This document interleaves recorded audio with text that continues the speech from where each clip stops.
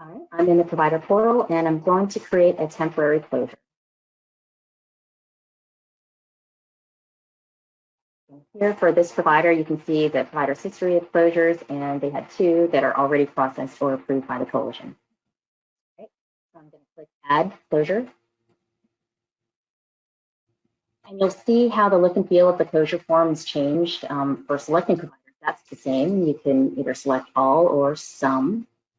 I'll just switch a couple of them. Okay. And you notice that the anticipated reopen date field was removed. So now you only need to enter the closed from and closed to dates.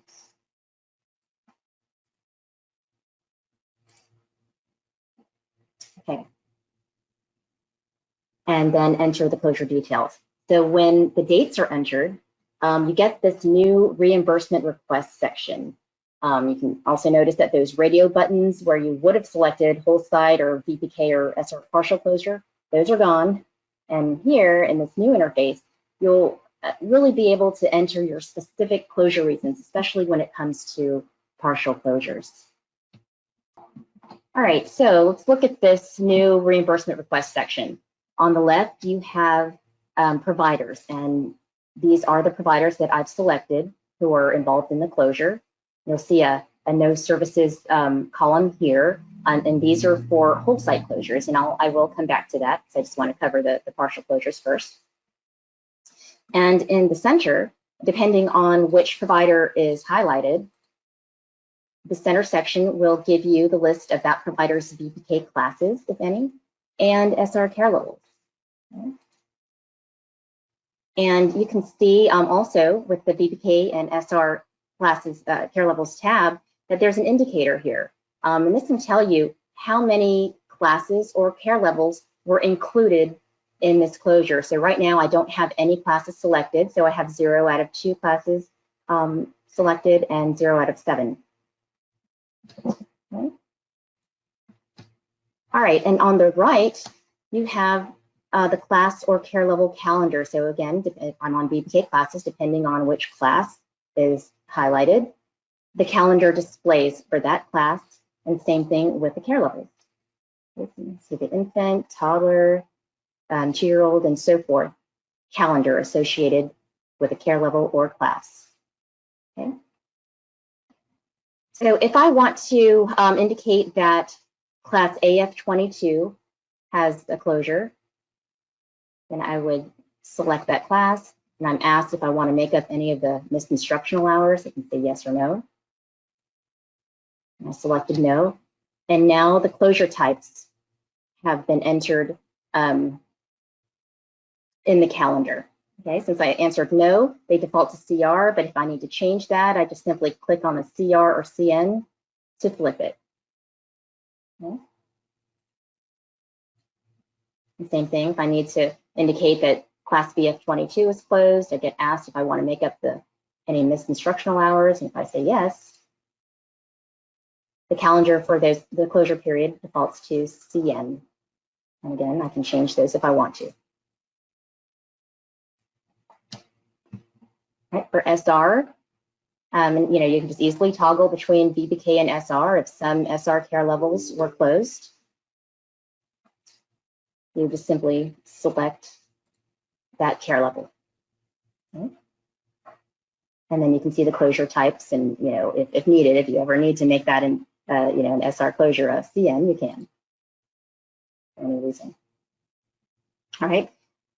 So that's how, and you can notice here that out of 2 classes, I've got 2 classes selected for closure. And out of 7 care levels, only 2 were included in the closure. Okay. And you can do the same for the next provider and so on. I'll just say, maybe school age was closed. All right, so that's how you would indicate a partial closure. Okay. Get really specific. All right, so going back to the providers section, if you have a whole site closure, you'll notice this column for no services, meaning no services were offered to any children during the closure period. Okay, and so you can select, for each provider, if that's the case, if Lincoln Marty, if this location was closed, the entire site, you can just select the no services button. But if that's the case for all of the providers listed here, we have an overall no services checkbox that you can select. And you'll get the message that by selecting no services for all providers, all classes and care levels have been automatically selected for the closure. Okay. So since I have the no services boxes checked, if I go over, I'm in this provider here, if I go over to their VPK classes, I can see that the system has automatically selected the entire programs. Okay. And while these checkboxes are selected, you won't be able to deselect anything because we're indicating that no services were provided to anyone. Same here, same with this provider. Everything is involved in the closure. Okay, if for some reason, actually, something was open, a class or a care level was open, I can deselect the no services checkbox, and I'll get a message that although the no services checkbox has been deselected for all providers, existing class and care level sections were not modified, and to please deselect the classes and care levels that should not be included in the closure. So, meaning I just deselected the no services box, but if I look at the classes and care levels, the the classes and care levels remain selected. And so you just need to go in and deselect the ones that were open. Okay. And you can actually use the no services kind of as a tool, because it might be fewer clicks if maybe you only have one or two classes or care levels that are open and the rest are closed. Maybe it's a fewer clicks to just go ahead and select everything and then go in and select the one or two that were open. So that's just another way you can use that no services checkbox, as a tool, other than using it as an indicator for a whole site closure.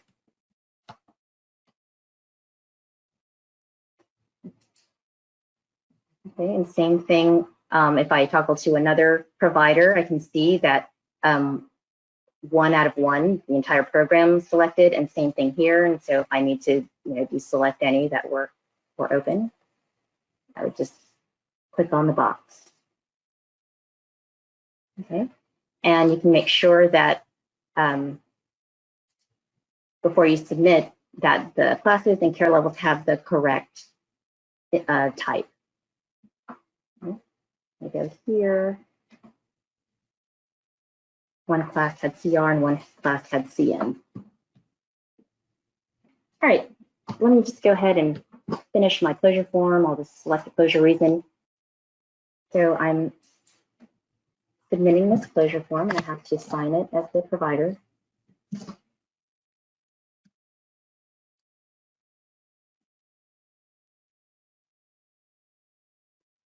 And now you can see that my closure is in submitted status and I can view the form as the provider. Okay.